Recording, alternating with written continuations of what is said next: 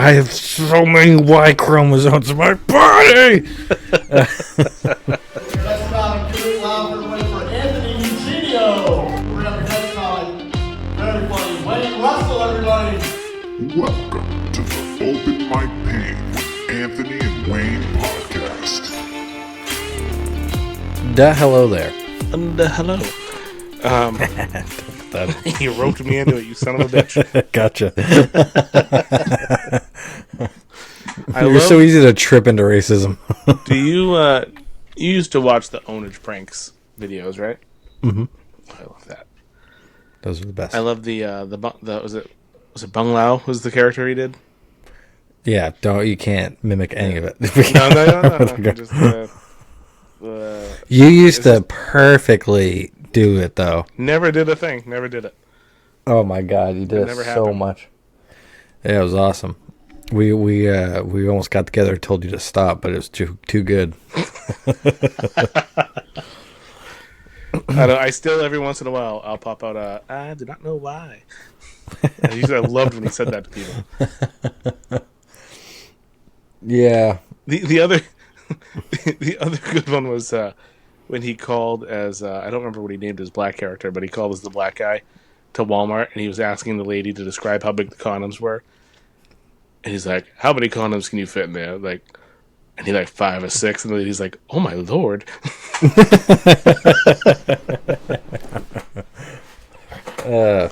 Yeah, what happened to pranks? I feel like forever since we got the internet, we immediately started pranking people on it. Even you got Jackass that was just doing on TV pranking people. And then now nobody, they got Impractical, whatever their stupid faces are. I like Impractical Jokers. The problem with the pranks these days is it's the people walking up to strangers in a Walmart and moaning in their ears. Yeah. Or that's like dumb. there's some funny, like if they put the buckets on their head and then they put one on their head as well. Like that kind of stuff is like common. The moaning in the ear thing drives me fucking insane.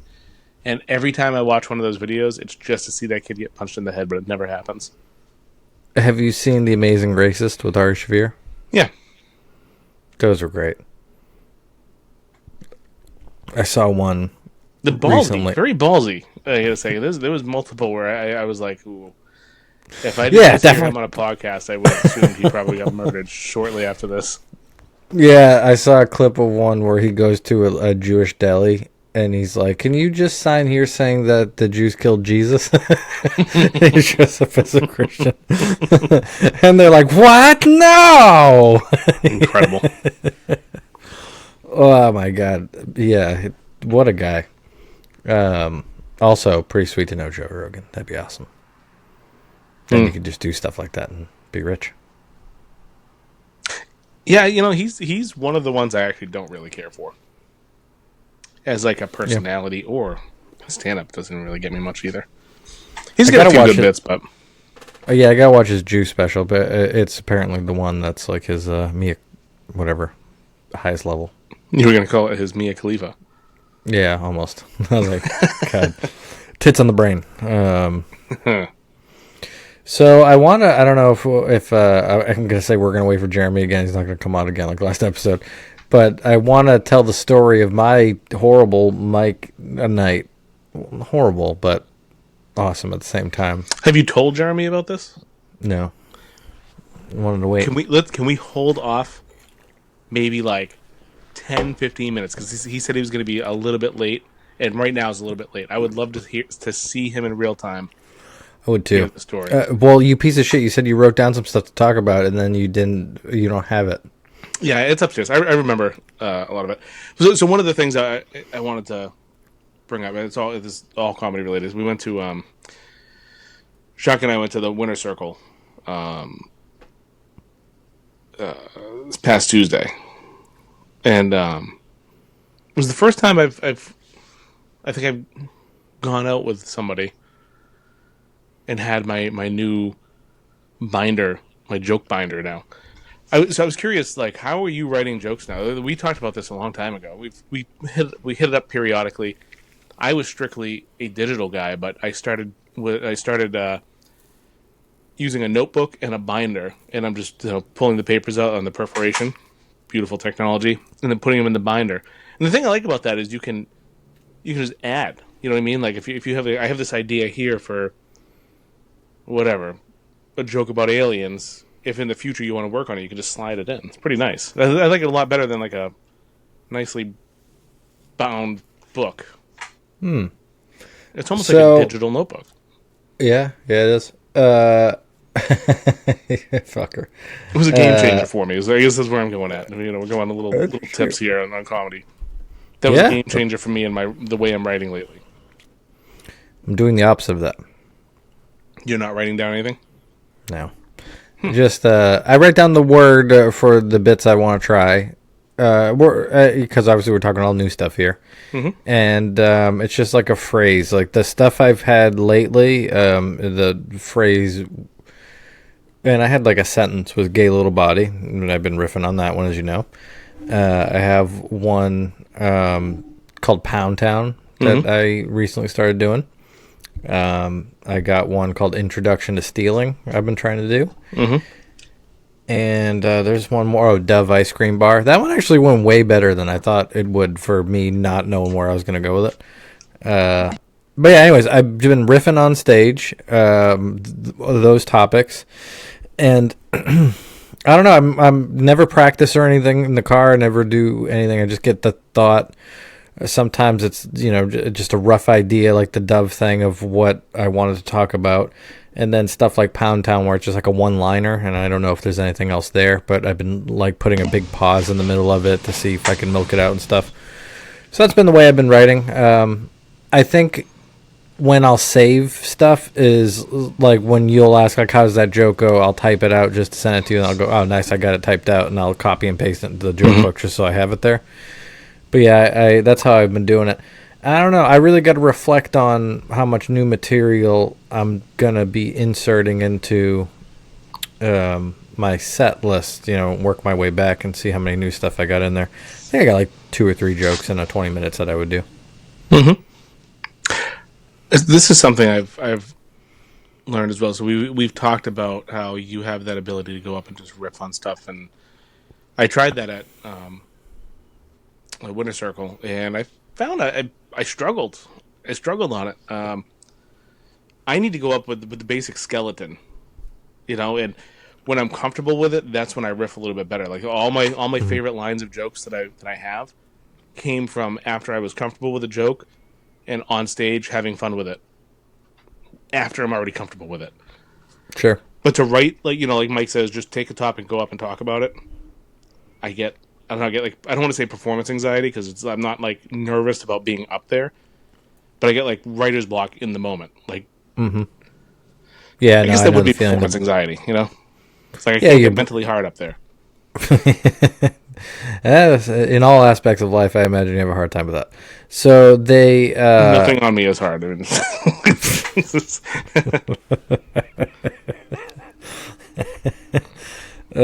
my God. It's like if you gave AI a bad prompt to make Jell-O. You're like, hey, how about a wrestle? So my brain, it only happened one time really where my brain shut off. But I know that, did that happen to you where you're like, I don't know, like, I don't have a joke I can grab right now. I have no idea. I've never done comedy. No, it felt like it was like a full like 40 seconds, and I recorded it and I listened back. It was literally like 5 seconds. I stopped and thought, and I was like, oh. That's like an eternity in the moment, but it's not that long a time when you see it again. Yeah. If I was to just stop there and think for a second and then say it, it would like probably nobody would have noticed. But stupid me, I was like, oh, sorry, it's due, and they're all probably like, what? It's been like 3 seconds. What are you talking about? But yeah, it does feel like an eternity. That 5 or 6 seconds felt like what the 5 minutes felt like the first few times we did comedy. Like it felt like 5 minutes is forever. It's supposed to. So that one thing I'll mention about the riffing thing that you try to do is, to be honest, you're supposed to kind of eat shit. I mean, that's kind of it's the process. When you're first doing it for the first time, you're just gonna eat shit with it because you're going to say and think a lot because you don't know really what you're going to say. You just kind of got a basic idea. I'll talk about the open mic, like the practical open mic I did. I won't talk about the crazy thing until Jeremy comes on, but I'll talk about how the mic went because it was pretty funny. So I was like, all right, I sent you the set list, all brand new stuff, that I have not worked on. And I was really excited because I was at a cool spot. I'm not going to say what it is, actually, because of the story later. I don't want to, it'll narrow it down too much. Yeah. So I was at a cool spot that I like and a good crowd going. And I have a good, 4 minutes of stuff, I'm going to call it Pride Month jokes type of things. But just new stuff I'm working on in that world that I think is pretty funny. And in the middle of it, two people who you're not supposed to assume anything anymore, Wayne, but they were gay.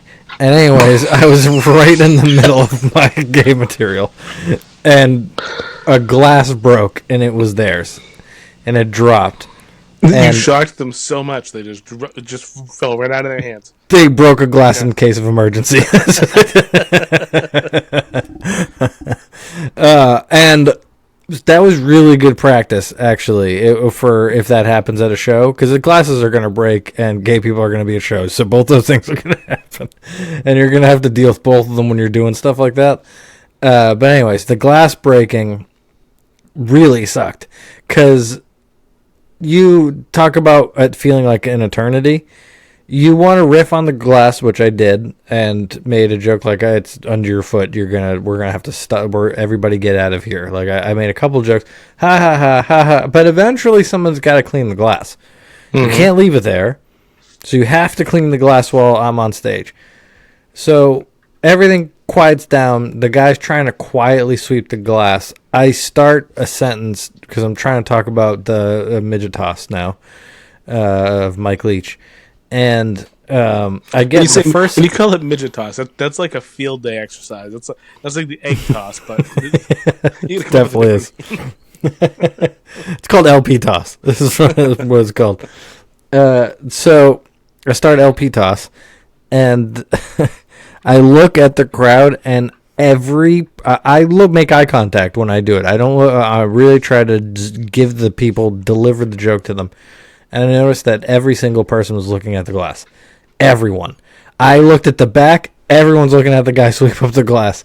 So I had to stop again and go, no one's...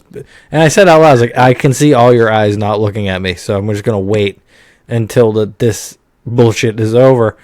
So the glass breaks. I got to stop, lean on the mic stand, and go, I'll just wait till you're done. And so... it took like a minute and a half because it's a lot of glass. They shattered it. And then I went, all right.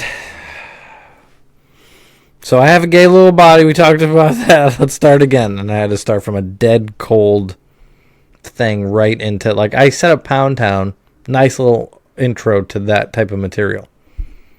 And what I did do, which was a mistake, is I wanted to try a bunch of new stuff. But the last two jokes that I wanted to try are, because they're the newest in my head, were super clean. Like the introduction to stealing joke, there's nothing in there that's bad at all. I just say I took my kid to the library because I wanted to introduce him to stealing, and it's supposed to be like an introduce him to reading type of thing. But anyways, and then the Dove chocolate joke is about a lady 7:30 in the morning driving on the highway. I look over and I caught her, which is the really word you got to key on, because I didn't see her. I caught her eating a decadent Dove ice cream bar. I was thinking about that. Oh, please give me angles, because that's one I only got bare bones on. Well, I was sitting in traffic the other day, and I look over, and this girl is she's at a red light, and she's putting on full blown mascara, and I'm like, this light's not going to be that long, and she's like getting more and like doing the whole thing, and I look over, the light turned green, and she was still doing it, and it hit the gas and was going like 0 to 60 in like 3 seconds. I was like, holy shit. Yeah, ladies are good with dexterity. That's a great lady tool that I don't think we give them enough credit for. Like bra clasps, when they're just like and they can slap them off. Yeah. We're good at murder with strength. So I cut you off. So you were talking about the lady with the Dove chocolate, the library joke. Oh, yeah. So those are two really clean jokes, and then I did them after Ticket to Pound Town and the gay jokes. And so it was just so stupid to do it that way. I don't know why in my head I was like, I literally just did, here are the ones I'm most confident in, go down the ladder to the ones I'm least confident in, because if the time runs out, because I don't know how long they are because I haven't done them, I'd rather make sure I get these ones practiced. Mm-hmm. But I didn't think, like, after I go so fucking hard for 3 minutes to go, so I took my son to the library. I said that sentence, and people started laughing when I said that, because the last joke was so deplorable. That's funny in its own right. It is, but you have to then go harder, I think. If you do that, like, the setup could be pretend, like, it's got to be a red herring clean. Because it's still, they're going to be like, what? Where's the rest of the punchline? Where I think if I started with that, I'd, like, build laughter. Yeah. I don't know. Maybe that just means it's not a good enough joke.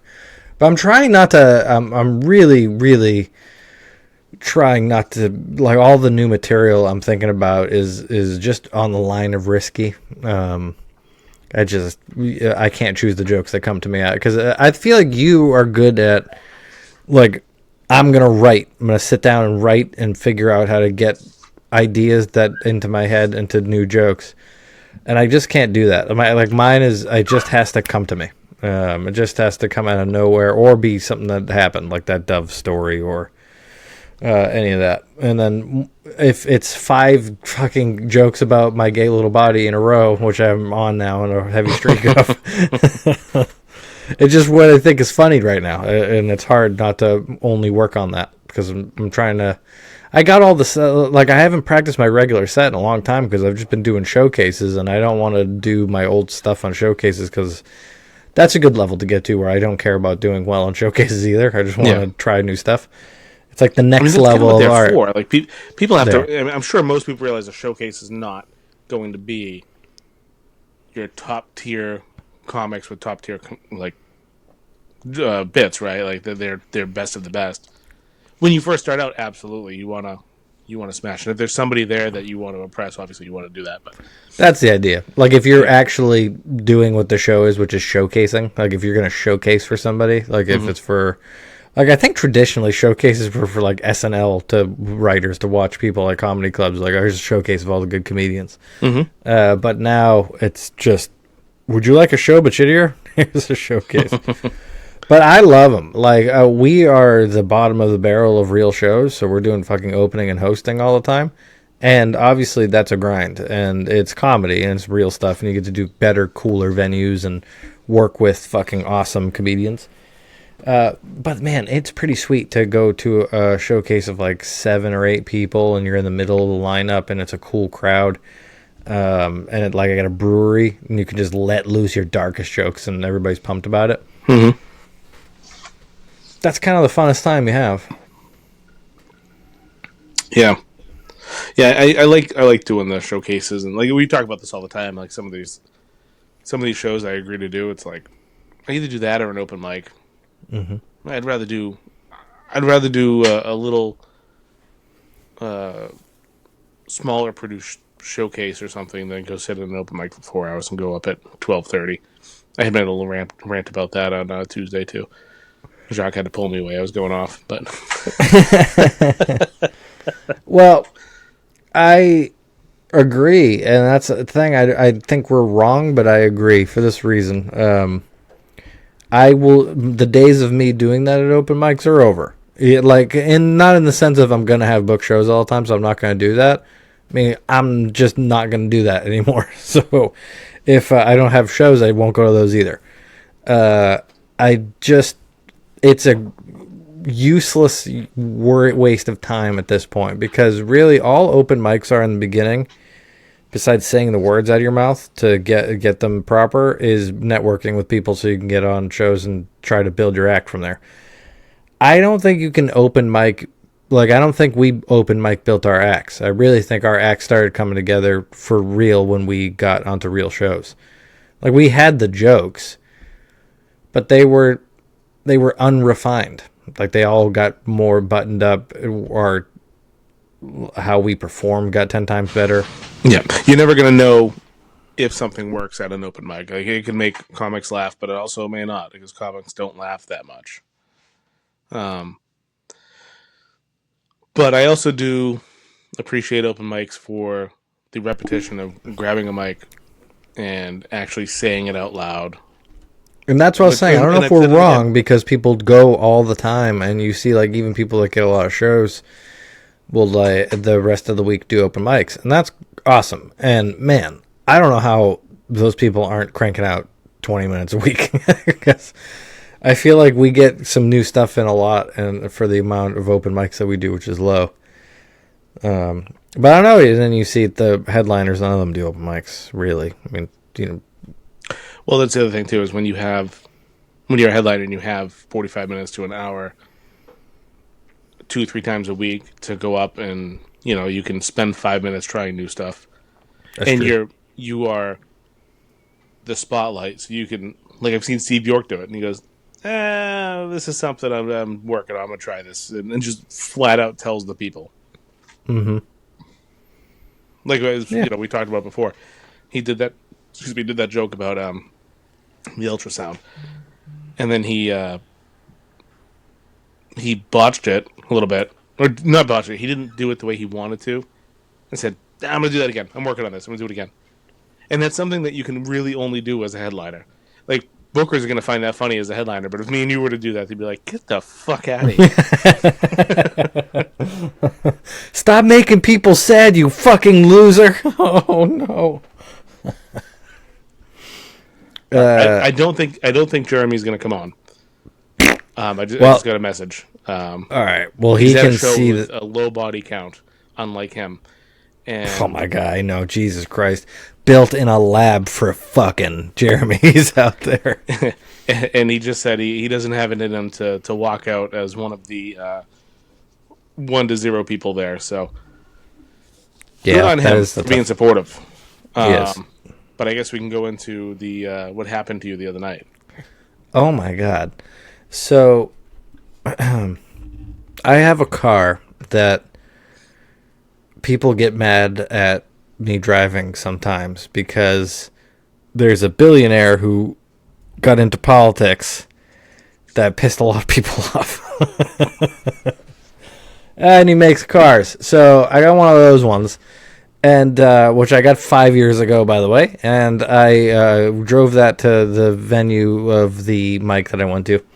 And the thing is loaded with cars and cameras and security and all that kind of stuff. They do a good job of that side of it. So I do the mic. I'm gonna leave, but there's a comedian that's a regular to this thing, and I'm like, "Oh, are you about to go out?" He says, "Yes." So I sit down and I watch it set, to be a good person, as I am. And then after that, I'm like, all right, time to go, folks. And I go outside, I hug everybody. I go to my car, and it tells you when someone gets near the car. It goes like, here's, like, it films you if you go near it. And it goes, you have a notification for someone filming you. And I was like, okay, I don't have to be home because the mic ended kind of early, so I never watch these, but let's watch this one. And I'm fucking glad I did, because a bandanaed person in this video ran up to the back of my car, and I can see them clean the back of the car and slap something on. Weird stance, by the way. We talked about this. Yeah, it was strange. Weird stance. Yeah. Anyways, It looked like Halo. If you're playing Halo and you see people crouching and running around, that's exactly the stance he had. was Look that up. exactly That's exactly the stance he had. yeah. I mean, I'm undecided if we're gonna put the video in here. Maybe. Who knows? Because I have it. And anyways, so sticker on the back of the car. So I get out of the car and I go look, and it's a sticker saying that I support Nazis. The driver of this car supports Nazis or something like that. So I'm mad obviously. But I'm like, what are the odds somebody in this mic did this because it's outside of a mic? So I get, it's just kind of a dumb thing to do because you're in the room with them. Why would you do that? But anyways, I went on and I immediately, after watching it again, recognized the person that did it. So the sticker annoyingly was like one that was made to be a bitch to get off. So I ripped off what I could of it and I went inside. And guess who it was, Wayne? The kid I was waiting on to watch his set. So I went over and I put the sticker in front of his face on the table as he was sitting down, which was awesome, by the way. It was every Martin Scorsese movie. That motherfucker, you! It was one of those things. So I put the sticker in front of him, and suffice to say, he's shocked.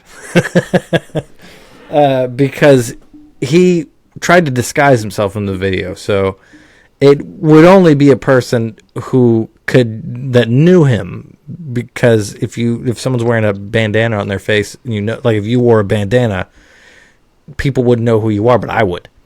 I could see through that because I know you. Well, that's the case with him. And he said, "Oh, that was your car," and I said, "Yes. Get up and go clean that shit off my car." So I followed him out to my car, and it was dark at this point. And I watched him scrub it off the back of my car. It was hot. Scrub it off the back of your car while you're doing what? You gotta tell the story the way you told me when you called me. Yeah, so I was in tears. I was laughing so hard. I stood a little uncomfortably close to him, and I turned on my flashlight and shined it on his face while he was cleaning it.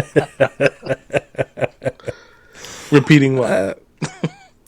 So I was just yelling at him because I was so mad. Because I was like, the car's a 2021, it doesn't even make any sense. Like, you're fighting a stupid battle. Like, even if your mission was complete, it would be dumb. Like, because you're going into the past for something that hasn't happened yet. Like, I could see if you're like, man, if you bought a car after he did that, I mean, still you're a fucking idiot because it's a car. But I could see it. Like, I can see through your eyes there. But I bought this before it happened. You also shouldn't put anything on anybody's property. No. Right? I mean, that's a lot of money. People take a lot of pride in their vehicles. And whether you like somebody's politics or whatever, like, keep your fucking dick beaters off of other people's property. I just was like, what are you doing? Like, it's so weird. I was like, what? Like, what did you think was to come out of this instead of just hurting a random person for no reason? But anyways, the kid, I should say, he apologized a lot, many a times. And he said that, he wouldn't have done it if he knew it was me, blah, blah, blah. And I'm kind of like, well, what if the next person you do it to is also a good person? Because the odds are in life that they're going to be. Yeah. Most people are good people. Yeah, there's very little Nazis out there. Those are going to be really hard to find. And if you're stickering every Tesla, there's a good chance that you're not going to get them. Because guess what 2021 it was like? Everybody loved him! All the fucking liberals loved him! He was doing drugs on Rogan. He was liberal king. So annoying. He was saving the earth. Making all those batteries for his I guarantee you the person who did this back then was like, he's the fucking man. And then, like, I get it. You don't like what he did now, but that I don't think about that when I'm driving a car. It just fucking drives itself, which is awesome. If you could have it, you would have it. Yeah. That's and it's so annoying. But anyways. They are like the coolest cars out there. I mean, the shit those cars do. It's insane. It dances. It fucking dances. It shakes its ass. It's fucking crazy. It's like throwing a suction cup dildo on a Subaru. Just it's like, look, man. Listen, at least 90% of the time, it is a lesbian driving a Subaru, and you're giving them something. At least 9 out of 10 times you're helping the person with something. That was unhelpful. But I didn't know that. I bought a Subaru. I didn't know that until after I signed the paperwork. And I was waiting. I couldn't get the car until Monday. And me and my wife went to Ogunquit on Friday. The guy at the dealership was like, man, that lesbian's got a hell of an alopecia. So I didn't know that was a thing. No, we didn't go to Ogunquit. We went to Ogunquit on Saturday. So I went to work on Friday. I told everybody that I was buying a new Subaru, and they all called me lesbian. I was like, I've never heard of that. What are you talking about? I've never heard of that. We went to Ogunquit, and I swear to God, not even every other, it was more than that. It was like every 10th car was not a Subaru. And I was like, I walked with my wife, I'm like, huh, no shit. She's like, what? I'm like, no shit. yeah. It's true. A lot of Subarus. Yeah, I notice everybody that drives my car is a Nazi, apparently. Yeah. You pieces of shit. But here's the thing. I really want to say this because it's not a big deal practical. Like, the thing that annoyed me about the whole thing was a couple people were like, oh, it's really easy to get off, just use this. And I kept saying, like, that's not the point. Yeah. I'm not worried about the sticker, the abrasiveness of it. I'm going to get it off. It was just like it's kind of like you're going to hang out with friends, and then one of them fucks up your car. You don't want to go hang out with those group of people anymore because you just don't feel the same. It just feels slightly uncomfortable. Yeah, exactly. I cried in the shower. But man, it was really nice to stand next to someone while they were vigorously cleaning off a car in shame. And did anybody see him cleaning the car off while you were yelling at him? Yeah. Thank you for reminding me.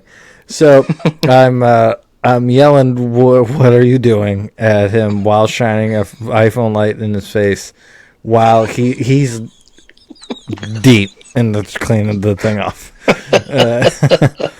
Because it's not coming off, and think about how quickly he wants to get that off my car because of what I'm doing to him, staying so close with the light shining on him, and he needs that off the car.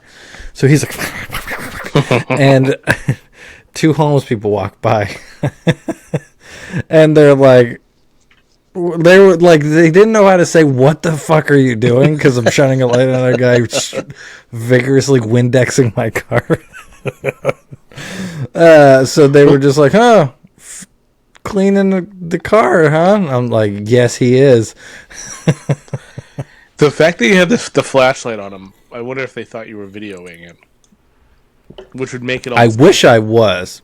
Yeah, I really do. But, yeah, I told you when it happened, because I called you immediately, obviously, because I was full of just fucking pure man adrenaline.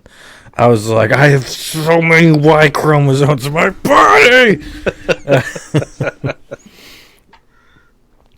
So I was mad. But I told you then, I'm like, tomorrow I'm not going to be mad enough to actually, say his name or put out the video of, you did say that.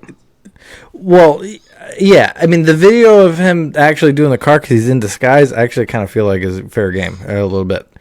So that one might go out because it's funny, and maybe get us some extra views. We'll take them. Could also, I could potentially block the face even more if you're concerned about that. Yeah, that'd be good. But yeah, I'm just going to put a big Nazi symbol over his face. Hey, can we get AI to make him a Nazi as he goes like? He walks up with the straight leg the straight leg bar. I almost did it for real. I can't do that. Yeah, I think so. I don't know. I guess we're gonna ponder this over the next couple of days. So you guys will figure out if I did it or not. But I think so. I gotta think of the moral quandaries of it. Yeah.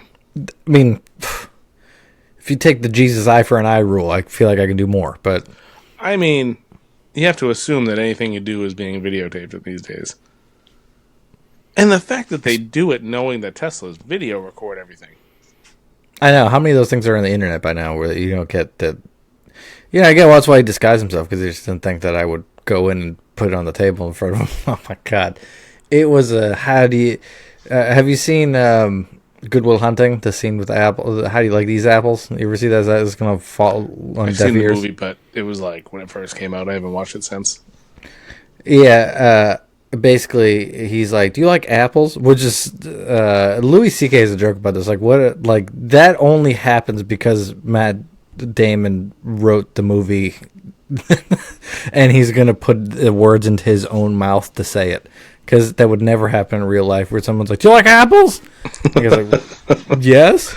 Well, how do you like these apples? Oh. It's basically he shakes the apple at people. No, that's his old closer, and it's a peach. Peach, that's right. Yeah, no, this is like a real newer one. I think it's like in the last special. He's just talking about how, like how good Matt Damon looks in that movie, but it's like literally if it's a real Boston Janitor, how that would go. But yeah, so I had the exact same feeling putting the paper down on the table. Because there's not many times you can shock somebody like that as hard as you can shock somebody where you're just like... Yeah, that's... You know, I wonder what he was thinking. Like, he did that and went sat down and then just completely left his brain. Or do you think he said... Do you think he went to that table and was like, I put a sticker on? Yeah. You know, like the freaking numbnuts that had the Joe Biden, I did this on the gas pumps? Yes. They were telling everybody. Yeah. So this I is did thing. have a bunch of those stickers because it was funny. I never put them anywhere, though. It was very funny. And you couldn't every buy time one. I saw that. You had to buy them in, like, lots. You had to buy them in lots of, like, 100. Well, I mean, it had been a while because during the Trump years, we didn't say, like, remember when Obama was in office and every time something bad would happen, we'd go, fucking Obama. Like, and no matter what. Yeah. No matter, every time I stubbed my toe, I said that. And then people, like, it didn't work for Trump for some reason. It's not as funny to say that, but it was nice when Biden came back, just to put his old decrepit face on stuff like, here, this was me. I forgot what I was saying. No, where were they? I forget, You too. piece of shit. See, you derailed me. I was wrapping up my story somehow. I was slapping the stuff in front of him. Felt good. What was I going to say? Stickers. People putting stickers on cars. Not good. Don't do that. You might say he was sticker shocked.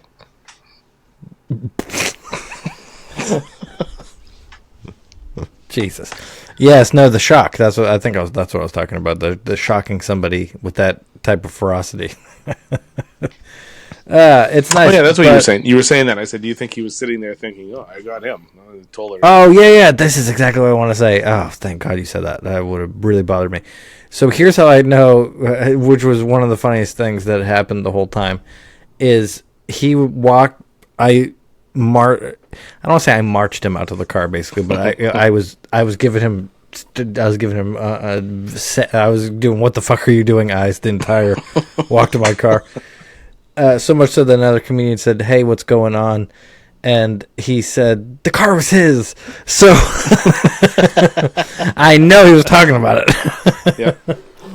Because he didn't need to say more than that. Where did he get the Windex and the rag from? He went to the bar and grabbed it, I think. Because I was very aggressive on I was like, get up and go clean my fucking car.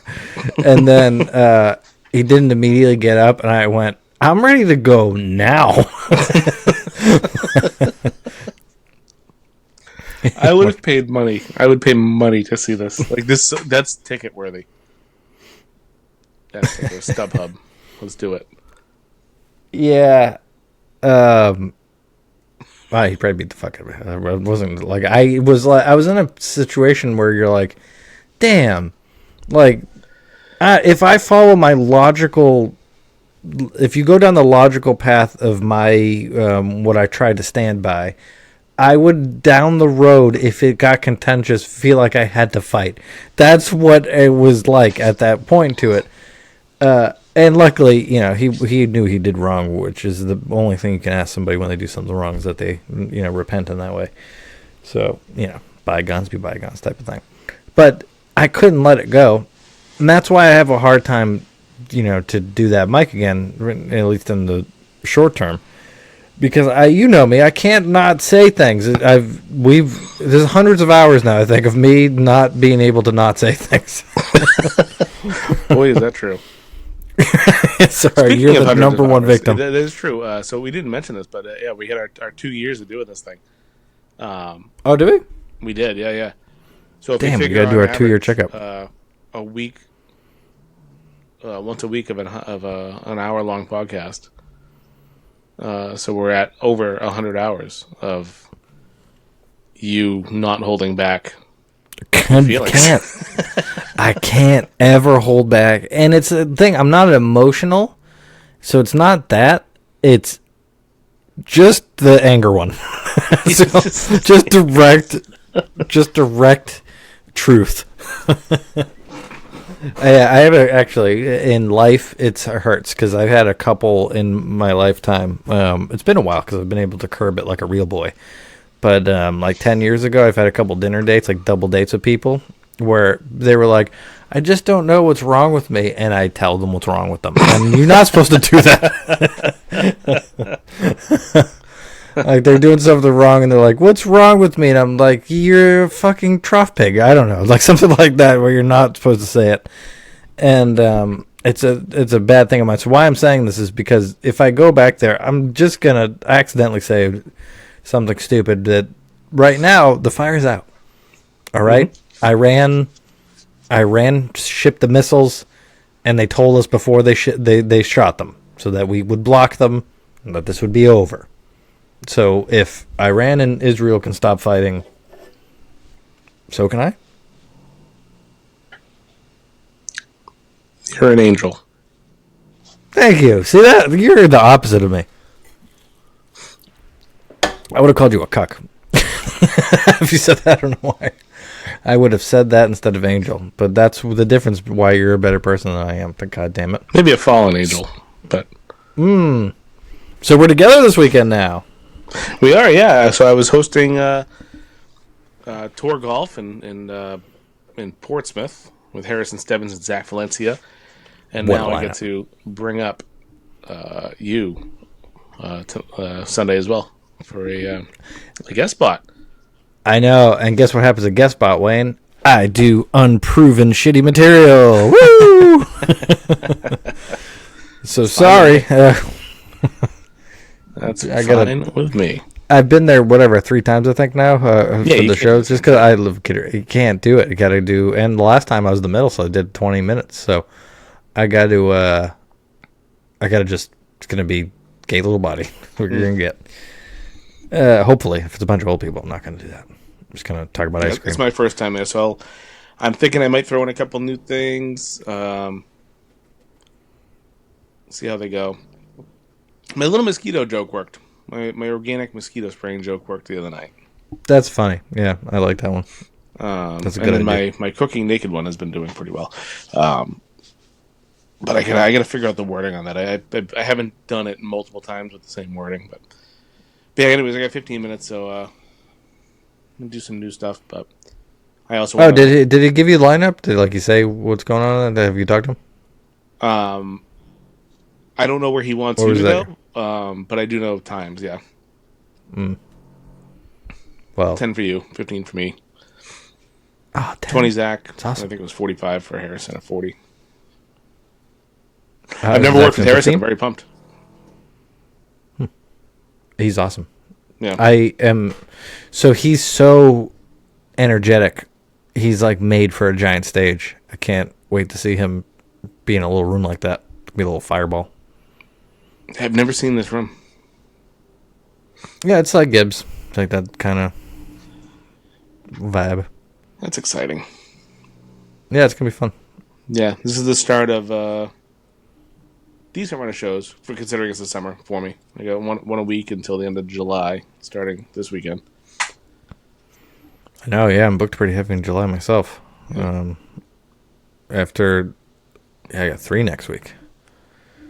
She's gonna be a busy week. But yeah, so one's pretty cool. Next week, the Fitchburg next week? one. The 4th, the weekend of the 4th. Yeah, I got the third. Yeah, We got the Thursday. I'm in Amesbury. Oh, that's right. I forgot about that. Yeah. And then what am I? I don't know where I'm going on the. The 5th. I'm doing that fucking Waterville. Deep Main one with. Yes. The Viper. Yeah, that's cool. So yeah, getting bad. And then after the next week I'm doing another 3 show week with the 10th, 11th, and 12th. So the 10th is in Hampton, which is going to be cool. That's got a lot of like Justin George is on that, and Jeremy's Jeremy going is going to be on that one. Dan Cronin, right? Yes, yeah, Dan Cronin. What a fucking show! You just come up to that. Who gives a fuck? Get on there. I can't. It's my son's birthday. I took the day off. Oh yeah. I can't. He'll be asleep, or who cares? No, I'd have to leave well before you go to bed to get up there. And then the 11th, me and you are at Fitchburg. What's this next day? Yeah, Rise and Grind. That one's cool. Yep. Get there early because parking's going to be a bitch there, I think. I call on Fitchburg for my job, and I drove by the other day, and it was fucking horrible looking for parking. Oh, boy. I'm hoping that on Friday afternoon, or Friday evening, it's going to be better, but... Shart. Well, get over there because it's going to be a fun one. And then the next day, the 12th, I'm in Meredith, New Hampshire. That one's going to be tough. That was going to be tough. Yeah. That's the one where it's a campground where there could be a limit and restriction on the things I can say. Which I think now I'm pretty comfortable with that. Especially... Yeah. If someone's like, do 20 minutes of clean, I'd be like, I mean, we're going to talk about fucking some clean dildos. I thought about that. Jeremy's bag of dildos that he had, he said they were clean. And I thought about it. I'm like, well, physically, but I don't think you can clean morally what has been done to these things. Also, have you ever gone to somebody's house and they gave you like a glass and you're like, oh, it's clean. And then there's like shit on the inside. Like, how well is he cleaning those? How it's true. I mean, I don't know. It's to me, it feels like you got to have one of those industrial dishwashers that they have at restaurants. You know what I mean? That are like really fucking. You got to use those if you're gonna carry a backpack full of dildos. Like you're not just laying at the bottom of the dishes there. Well, probably. I see what you mean.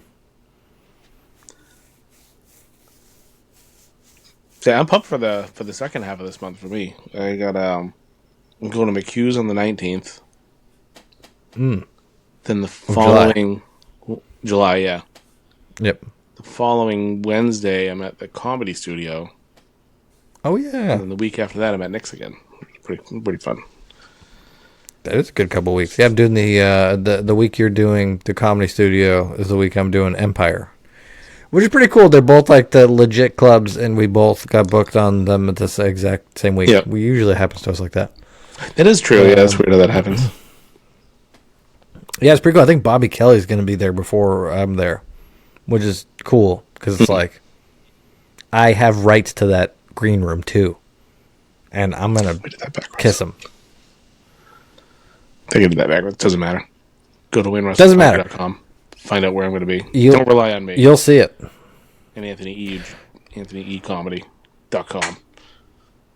Don't rely on us. Don't rely on us. I can't stop thinking about the show Jeremy's at. And all those. I know. Literally, I think he's the only audience member. And it sucks when you go to support somebody. You go to support somebody to do the like that happened one time. I think I went to. I forgot who it was. I went to go support them at a show. I never do that.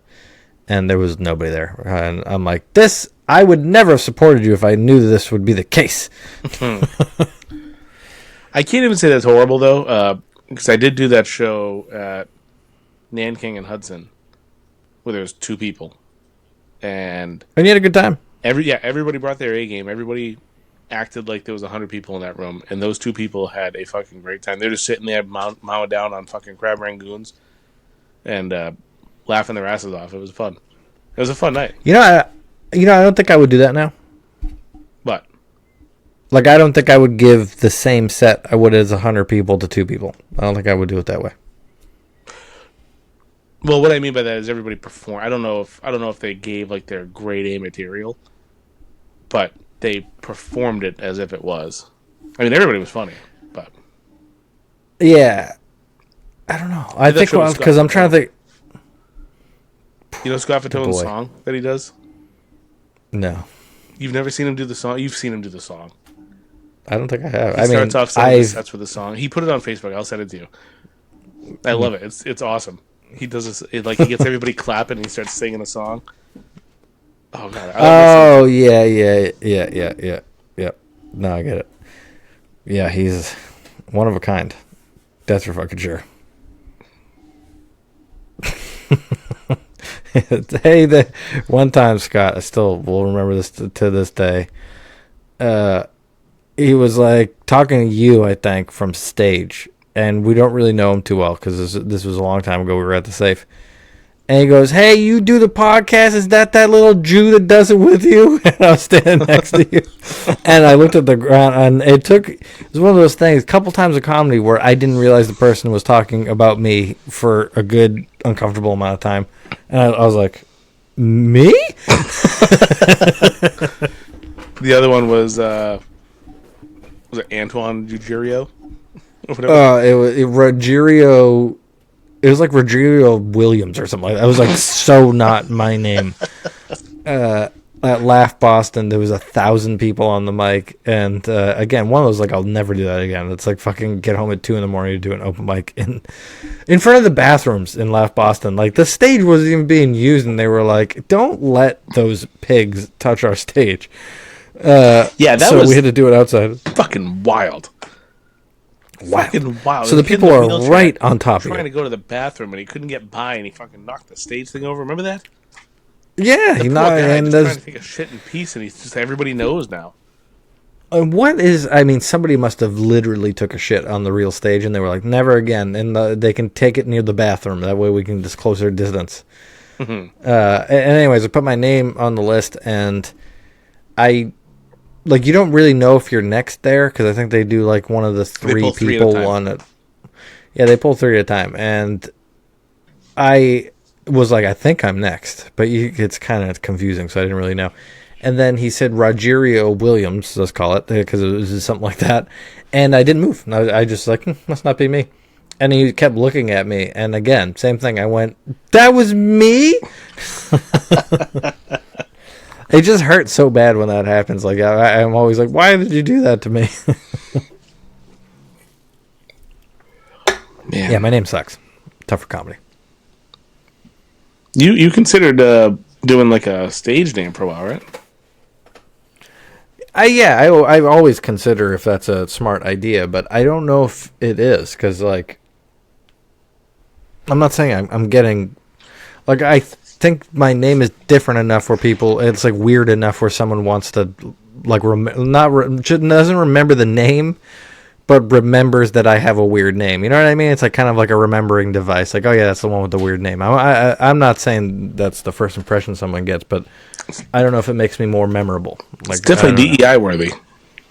You definitely get I'll those take points. it if it's still there. I mean, fucking yeah, right. See if I did that, an animatronic Elon Musk would just pop out of the ground like and fucking rip me to pieces. They don't allow that shit anymore. Then you'd be putting stickers on your own car. I have a sticker in my own fucking car. God damn it. And that was what I get for going on an open mic. That's what I learned. That was the pain in open mic pain. I will give myself credit for this, Wayne. Right when it happened, I said, this is going to be really funny to talk about on the podcast. There is a silver lining to this. And yeah, and then a couple people who I was unfortunately making a joke in their genre broke glass in case of emergency while I was doing my set. When you were talking about that, it reminded me of our time at Jeannie Johnson's when we did the jokes in front of the pride flag. Didn't realize it was there, and we didn't say anything like super horrible, but it was definitely a source. You talked about the supreme leader of something sucking on some fucking that was kids. Gandhi, not Gandhi, fucking Gandhi. There was the Dalai Lama sucking on the kid, like asking the kid to suck his tongue. You were like, listen, this F slur over here trying to suck kids' tongues. I didn't say that. I just said he's lived like an I remember that limited set amount of so good. because you did that, and then you did the Pompeii masturbator, and you were like, the dick throws a fucking shadow. You did the shadow in front of that gay flag. Yeah. I don't think You said no awareness. It's funny to think back at a time in comedy where you have no awareness. Awareness is like, it's almost like Dark Souls, the trait awareness that you can like add points to. Like you literally start at 0 and you start slowly going, oh yeah, there's a whole room around me that I should be paying attention to, not just going, here's my set. Yeah. That was fucking awesome. Yeah. God. I Sorry, go ahead. I love that. I still love the Pompeii masturbator joke, but it's not. I don't think it's something I'll ever do. Maybe at a showcase I'll bust it out at some point. It's fun. But I loved that whole premise of like. So the premise of it was, with nuclear war looming, I get really nervous about it, and I wonder what I'm going to do in my last moments if I ever see the mushroom cloud in the distance. So I channel my spirit animal, which is the Pompeii masturbator. And if you don't know the Pompeii masturbator, look him up. He wasn't actually really masturbating, but when he got covered by the lava, he was immortalized with his hand over his dick. So it looked like he was. So the whole point was... That sucks, because that's what I'm covering, too. If lava's on me, I'm definitely covering my dick. Yeah, it's the last thing... And forever, in 3,000 years, someone's going to be like, he's jacking off. So I likened this guy being immortalized in lava while, quote-unquote, masturbating to... I'm just going to make myself look like I'm well endowed with nuclear shadows by angling myself. So when the when the radiation kills me and vaporizes me, I'll be up against a building, which is this big looking schlong. That was it's funny. It's a funny premise, it's but you can't. Very funny. Yeah, it was. It's really mean to say, but it was my favorite joke to watch not work because you would just be trying to get. You're like, oh, it's not really right for me to get my dick at the right thing. I only did that like twice, and I was like, yeah, this is not. Because you don't always have a spotlight. You don't. So in a room with like a spotlight, that would have been fantastic. But those it really would in the new stuff. Yeah, it's true. Awareness. We're learning one step at a time now. Now I've not. I don't feel Steve Bjork in the moment when he says that. When he's like, you can yell anything at him at any moment, and he's going to be able to take it in like we're sitting here talking right now. Yeah. But I am. The fog is clearing. I'm starting to be able to do a little bit more. That stand up. That's cool. Yeah, it's definitely a muscle. It's a reflex muscle. It's a memory muscle. It's like learning how to walk. Yeah. God damn, dude. My dog is dying over here of snoring. I hope that doesn't get picked up. It'd be me for the first time getting that shit on here. Oh, man. He's just like... It's one of those Cavalier Spaniel dogs. So it's like one of those... If we didn't make it, nature would have never made it. It's just... It doesn't breathe right. My youngest dog has gigantic jowls that like droop over his bottom lip. So when he's laying down, that's a problem. Yeah. What's that? That's what he has too. So it's like that's what I was gonna say. Yeah, when he breathes heavy out of his mouth when he's sleeping, it just makes like a fart noise. Like it's so awesome. I've tried to capture the video, but it's so sporadic. And it's like if you were really spitting in the face of God by making those dogs, because it's like you think about like a bulldog, and they're like, oh yeah, it has to be born from C-section because they can't even be born regularly because they're abominations. And what happens if a bulldog is like one of those? Didn't know I was pregnant until it came out in the toilet. Like, does it just keep getting bigger? No. It's not a fucking oak tree, you dumbass.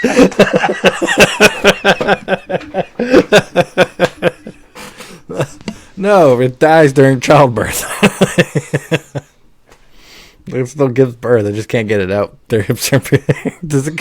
Is it like a fish in a bigger fish tank? Does it contain? Is it a koi? It's like a koi. Oh, god damn it. That's a good place to end it. How about we have ourselves a quest? For what, Wayne? For laughs. For last, motherfucker! Bah!